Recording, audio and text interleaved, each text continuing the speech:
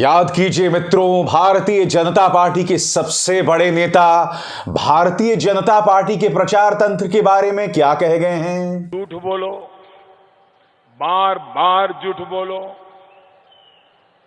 जो भी बोल सकते हैं सब झूठ बोलो, जहां भी बोल सकते हैं झूठ बोलो, जितनी बार बोल सकते हैं झूठ बोलो।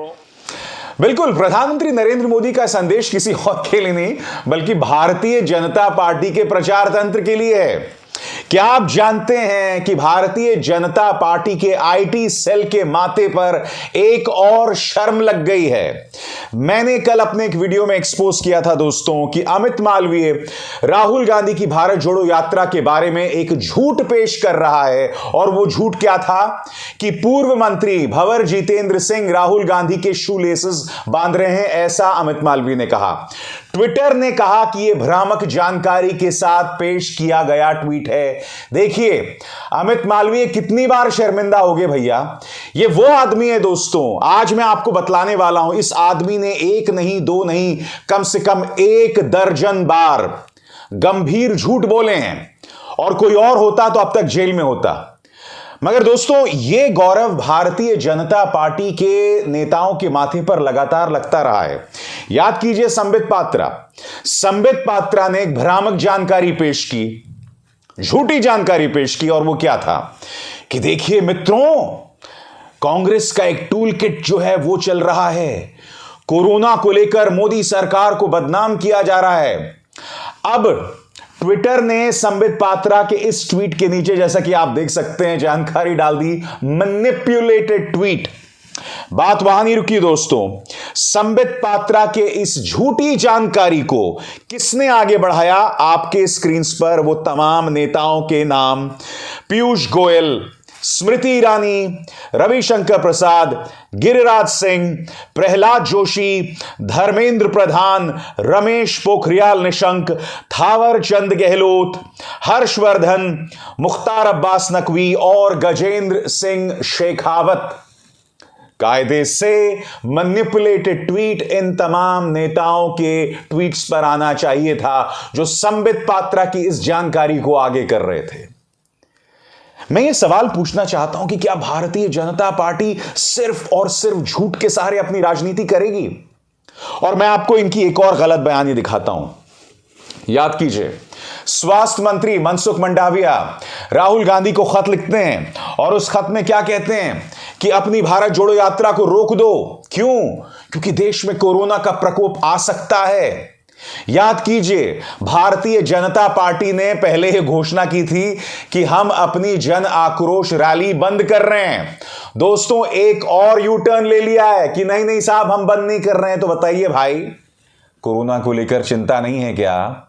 राजनीति कोरोना पर ज्यादा हावी है क्या? जन आक्रोश रैली जो बीजेपी ने बंद करने की घोषणा की थी, अब उसे लगातार जारी रखेंगे।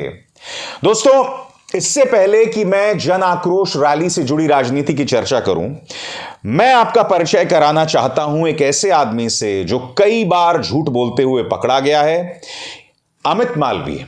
ये वो आदमी है दोस्तों, याद कीजिए, हाथरस में जब एक गुड़िया के साथ नाइंसाफी हुई थी, इस आदमी ने उस गुड़िया जिसके साथ दुष्कर्म और उस बाद में हत्या कर दी गई थी, उसका एक वीडियो डाला था। यह कानून के खिलाफ बहुत बड़ा गुनाह है, क्योंकि मैं आपको याद दिलाना चाहूंगा उत्तर प्रदेश पुलिस ने दुष्कर्म की धाराएं डाली थी। अब अगर कोई और होता जिसने उस लड़की की पहचान जाहिर करने वाला वीडियो जारी किया होता तो वो सीधे जेल में होता। मगर यह आदमी लगातार झूठ बोलता है, बार बार झूठ बोलता है, समाज के अंदर नफरत फैलाने वाले झूठ बोलता है, मगर अब भी खुला घूम रहा है। और आज मैं आपको बतलाने वाला हूं दोस्तों ये किस तरह से बार बार झूठ बोलता है। सबसे पहले मैं आपको बतलाना चाहूंगा दोस्तों, इसने लखनऊ के संदर्भ में एक बहुत बड़ा झूठ पेश किया था। यह है इसका ट्वीट, अभी तक नहीं हटाया इसने यह कहा था कि लखनऊ में नागरिकता बिल CAA को लेकर जो प्रदर्शन चल रहा था, वहां पाकिस्तान जिंदाबाद के नारे लगे। सरासर झूठा ट्वीट था दोस्तों। दरअसल वहां नारे लगे थे काशिफ साहब जिंदाबाद। यह आदमी इस झूठ कहने के बावजूद बच गया। यह बार बार झूठ बोलता रहा है दोस्तों। इसने यह भी जानकारी की थी कि अलीगढ़ मुस्लिम यूनिवर्सिटी के छात्रों ने नारे लगाए हैं, हिंदुओं की कब्र खुदेगी। देखिए दोस्तों, अभी भी इसका झूठा ट्वीट बना हुआ है जिसमें अमित मालवीय यह दावा कर रहा था कि अलीगढ़ मुस्लिम यूनिवर्सिटी के छात्रों ने नारे लगाए हैं, हिंदुओं की कब्र खुदेगी, जबकि ऐसा नहीं था। उन्होंने हिंदुत्व की, नाइंसाफी की ये नारे लगाए थे। हिंदुत्व की कब्र खुदेगी, और हिंदुओं और हिंदुत्व में जमीन आसमान का फर्क है। हिंदू आपके और मेरे जैसे लोग हैं, हिंदुत्व है वो राजनीतिक विचारधारा जिसका अनुसरण बीजेपी करती है। हिंदुत्व के नारे लगे थे। बात यहां नहीं रुकती दोस्तों, यह आदमी लगातार इसी तरह से झूठी जानकारी देता रहता है। मसलन इसने एक बहुत ही शर्मनाक ट्वीट किया था। आपको याद होगा, हार्दिक पटेल, खैर अब तो वो बीजेपी में आ गए हैं, जब वो कांग्रेस में थे तो इनका एक वीडियो सामने आया था जिसमें वो एक लड़की के साथ थे। अब लड़की के साथ क्या कर रहे थे, एक छुपे हुए वीडियो में मैं आपको नहीं बताना चाहता हूं। इसने यह वाहियात ट्वीट किया ये कहते हुए कि हार्दिक पटेल का दरअसल डीएनए नेहरू का है, और इसमें उन्होंने दिखाया कि नेहरू कई औरतों के साथ दिखाई देते हैं, किसी के साथ गले मिल रहे हैं, कोई नेहरू को किस कर रही है, कहीं पर जो है नेहरू सिगरेट फूंक रहे हैं। मगर आप जानते हैं ये जो ट्वीट किया है अमित मालवीय ने, वो बहुत ही शर्मनाक था, क्योंकि इन तमाम तस्वीरों में, लगभग तमाम तस्वीरों में, एडवीना माउंटबैटन को छोड़ के तमाम तस्वीरों में नेहरू अपनी बहनों के साथ मौजूद थे, या तो बहनों के साथ या अपनी नीस के साथ। मैं पूछना चाहता हूं ये कैसे संस्कार हैं भारतीय जनता पार्टी नेताओं के कि भाई और बहन के रिश्ते के बारे में इस तरह का अश्लील ट्वीट कर सकते हैं जैसा कि इस अमित मालवीय ने किया। बात वहां नहीं रुकती दोस्तों, इसने एक झूठी जानकारी पेश की थी। ये देखिए, इस जानकारी में उसने एक एडिटेड वीडियो, यानी आधा अधूरा वीडियो पेश किया था, यह दावा करते हुए कि पूर्व प्रधानमंत्री मनमोहन सिंह कह रहे हैं कि मुझे मध्य प्रदेश और छत्तीसगढ़ की सरकारों का काम पसंद है। यह ट्वीट उसने किया था ठीक मध्य प्रदेश और छत्तीसगढ़ के चुनावों से पहले 2018 में।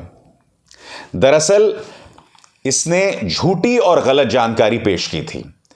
पूर्व प्रधानमंत्री मनमोहन सिंह के एग्जैक्ट वर्ड्स, असल शब्द क्या थे, मैं आपको पढ़ के सुनाना चाहता हूं। My relationships with the government of Madhya Pradesh, the government of Chhattisgarh were very good. We never discriminated against BJP ruled states. मेरे संबंध मध्य प्रदेश और छत्तीसगढ़ की सरकारों के साथ बहुत अच्छे थे। हमने कभी भी भाजपा शासित प्रदेशों के साथ पक्षपात नहीं किया। इसमें से इसने एक पंक्ति उठा दी ये कहते हुए कि मुझे मध्य प्रदेश और छत्तीसगढ़ की सरकारें पसंद है। इतना बड़ा झूठा है ये दोस्तों। बात यहां नहीं रुकती, इसने राहुल गांधी के बारे में एक और झूठी जानकारी पेश की थी, यह कहते हुए कि राहुल गांधी ने यह कहा कि एक तरफ से आलू डालो, दूसरी तरफ से सोना निकलेगा। खैर, इस तरह की झूठी जानकारी तो संबित पात्रा भी बार बार पेश करते रहते हैं, मगर असल में राहुल गांधी ने क्या कहा था मैं आपको पढ़ के सुनाना चाहता हूं। कुछ महीने पहले यहां बाढ़ आई थी, 500 करोड़ रुपए दूंगा, प्रधानमंत्री एक भी रुपया नहीं दिया।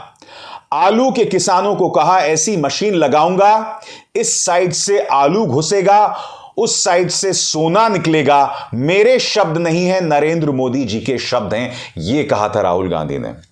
मगर इसने क्या किया कि जो आगे पीछे का जो बयान था राहुल गांधी का, उसे काट के एक आंशिक बयान पेश किया और इस तरह से लोगों में झूठ का प्रचार प्रसार किया। अब अमित मालवीय जो कि भाजपा के आईटी सेल का प्रमुख है, उसके माथे पर एक और कलंक है दोस्तों। ट्विटर ने एक बार फिर नसीहत दी है अमित मालवीय को कि तुम झूठी जानकारी पेश करना बंद करो। आपको याद है दोस्तों, महाभारत में कृष्ण और शिशुपाल, कृष्ण शिशुपाल के 100 पापों को माफ करते हैं और फिर सुदर्शन चक्र जो है वो जारी हो जाता है या उनकी उंगली से छूट जाता है। यह आदमी न जाने कितने झूठ बोल चुका है, कितनी गलत बयानी कर चुका है, कितनी ऐसी जानकारियां दे चुका है जिससे समाज में असंतोष फैलता है, अराजकता फैलती है। मैं नहीं जानता हूं कि इसके 100 गुनाह कब माफ होंगे। अमित मालवीय को पता होना चाहिए कि यकीनन तुम इसलिए बचे हुए हो क्योंकि केंद्र हो, उत्तर प्रदेश हो, तमाम जगहों पर भारतीय जनता पार्टी की सरकार है। मगर कभी ना कभी अमित मालवीय, ये सरकारें बदलेंगी। क्या तुम तब भी इस तरह से झूठ कहोगे? क्या तब भी तुम समाज के अंदर अराजकता फैला सकोगे? ना सिर्फ तुम, बल्कि जो तुम्हारा पालतू मीडिया है, क्या वो भी ऐसा कर पाएगा? नहीं कर पाएगा ना। तो ये क्यों करते हो तुम? मुद्दा ये है। और बात यहां नहीं रुकती है दोस्तों। जैसे कि मैंने आपको बताया कि बहुत तेवर दिखा के भारतीय जनता पार्टी ने यह घोषणा की कि हम अपनी जन आक्रोश रैली जो है रद्द कर रहे हैं क्योंकि हमें देश की चिंता है, कोरोना फैलने वाला है। मगर भारतीय जनता पार्टी ने अचानक जो है वो यू टर्न ले लिया है। खबर आपके स्क्रीन पर। भारतीय जनता पार्टी के राज्य के अध्यक्ष सतीश पूनिया ने कहा कि कुछ असमंजस था जन आक्रोश यात्रा को लेकर, अब वो क्लियर हो चुका है और जन आक्रोश जो यात्रा है, वो जो बैठकें हैं जो हम पूरे राजस्थान में करना चाहते थे, वो बदस्तूर जारी रहेंगी। ये बात कोई और नहीं, सतीश पूनिया कह रहे हैं। मैं आपको याद दिलाना चाहूंगा कि राहुल गांधी को स्वास्थ्य मंत्री ने जो नसीहत दी थी कि आप अपनी भारत जोड़ो यात्रा रद्द कर दें क्योंकि कोरोना का प्रकोप है, वो दरअसल भाजपा के कुछ सांसदों की चिट्ठी के जवाब में दिया गया था। उसके तुरंत बाद सतीश पूनिया सामने आते हैं कि हम जन आक्रोश यात्रा रद्द कर रहे हैं क्योंकि हमें देश की चिंता है। अब कहां गई चिंता जो चिता समान है? बताइए। तो ये दोहरे मापदंड बंद कीजिए। देश की जनता को सल्फेट बनाना बंद कीजिए और प्रधानमंत्री नरेंद्र मोदी की इस बात को याद कीजिए। झूठ बोलो, बार बार झूठ बोलो, जो भी बोल सकते हैं सब झूठ बोलो, जहां भी बोल सकते हैं झूठ बोलो। जी, याद कीजिए। प्रधानमंत्री जब भी ये कहते हैं ना, ये पूरे भारतीय जनता पार्टी के तंत्र के लिए और किसी और के लिए नहीं है दोस्तों। कितने शर्म की बात है कि भारत ही नहीं, दुनिया की सबसे धनी पार्टी झूठ का सहारा लेती है अपनी बात कहने के लिए। क्यों? मैं यही समझना चाहता हूं, क्यों? हकीकत से क्यों डरते हो? तुम शाहीन बाग को निशाने पर लेना चाहते हो, झूठ का सहारा लेते हो, पाकिस्तानी समर्थक बताते हो, झूठ कहते हो कि बिरयानी वहां बट रही है, लोग जो पहुंच रहे हैं उन्हें 500 रुपए मिल रहे हैं। यह झूठ का प्रचार प्रसार बीजेपी ने किया था। किसानों पर निशाना साधना चाहते हो तो एक खालिस्तान एंगल लेकर आते हो, वो झूठ बोलते हो। यहां तक कि प्रधानमंत्री नरेंद्र मोदी पंजाब के एक पुल पर फंस जाते हैं, कहते हैं मैं किसी तरह से अपनी जान बचाकर आया, मगर उस पुल पर उनके साथ कौन थे? भारतीय जनता पार्टी के नेता थे। यहां पर भी झूठ, बार बार झूठ। अलीगढ़ मुस्लिम यूनिवर्सिटी के छात्रों को टारगेट करना हो, झूठ का सहारा। जेएनयू को टारगेट करना हो, तब झूठ का सहारा। तो ये तमाम तथ्य हैं जिनका जवाब दिया जाना चाहिए कि तुम्हें अपनी राजनीति करने के लिए झूठ का सहारा की जरूरत क्यों पड़ती है भाई? सच के आधार पर आगे क्यों नहीं बढ़ सकते? मैं दावे के साथ कह सकता हूं दोस्तों, भारतीय जनता पार्टी ने अगर इस झूठ का सहारा न लिया ना, तो उसकी राजनीति की दुकान वहीं बंद हो जाएगी। मैं आपको बतलाता हूं क्यों। अभी कुछ ही दिनों पहले की बात है और यह जानकारी मैं आपको पहले दे चुका हूं। मेरी मुलाकात भारतीय जनता पार्टी के एक सांसद से हुई। उन्होंने मुझे एक जानकारी बताई। उन्होंने जिक्र किया प्रधानमंत्री नरेंद्र मोदी के कार्यालय में काम करने वाले इस शख्स हिरेन जोशी का। हिरेन जोशी ने उस सांसद से एक बात कही। उन्होंने कहा, देखो ये अभिसार शर्मा या रवीश कुमार जो अपने कार्यक्रमों में बात कहते हैं, वो ज्यादा से ज्यादा कितने लोगों तक पहुंचती होगी? 1 करोड़, 2 करोड़। हिरेन जोशी ने उस सांसद से कहा, क्या तुम जानते हो कि सिर्फ व्हाट्सएप के जरिए भारतीय जनता पार्टी कम से कम 17 करोड़ लोगों तक पहुंच रही है? रवीश कुमार, अभिसार शर्मा मुश्किल से 1 या 2 करोड़, और हम सिर्फ व्हाट्सएप के जरिए अपने झूठ को 17 से 18 करोड़ लोगों तक पहुंचाते हैं, सिर्फ व्हाट्सएप पर। और मुख्य धारा के न्यूज चैनल्स जिस तरह का झूठ बोलते रहते हैं, वो आपके सामने कई बार आ चुका है। जिस तरह का जहर फैलाते हैं, जिस तरह का प्रोपेगेंडा फैलाते हैं, कई बार आ चुका है। हिरेन जोशी के आत्मविश्वास की वजह को समझिए।